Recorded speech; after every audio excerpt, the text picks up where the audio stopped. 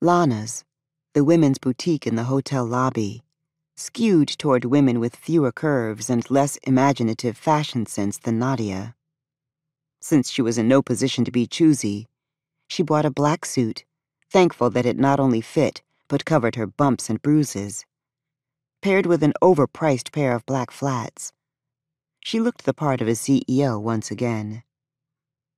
Unfortunately, the morning's events had put her too far behind to meet with Ryan, leaving her with mixed feelings. She was willing to admit to herself, and only herself, that she anticipated their quarterly meetings with far more excitement than she mustered for any of the other hotel vendors. Not that Ryan West would ever be interested in the dirty, bruised, and disheveled woman that he'd played nursemaid to this morning. The picture of what she must have looked like flashed through her mind, sending a flush of embarrassment through her and heating her cheeks. She needed to focus on work. She didn't have time for romance, and anyway, given her track record, swearing off men seemed the prudent course of action. Nadia examined the spreadsheet her CFO had emailed the previous day. Last year's numbers were good, even better than the year before when Nate was in charge. Her father had loved Shelton Hotels, but he'd been slow to change with the industry.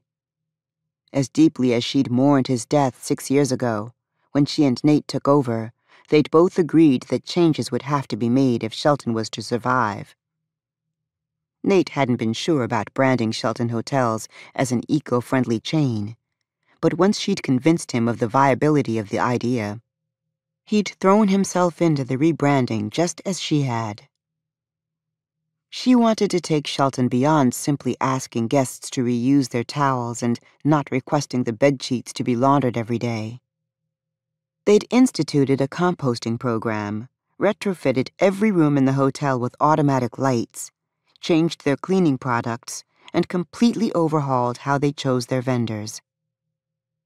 It had been a huge and expensive undertaking, but they were paying off the loan right on time. The hotel's margins were tighter than she'd like, but conference season was just beginning, and they were booked solid for the next several months. The only thing missing was Nate.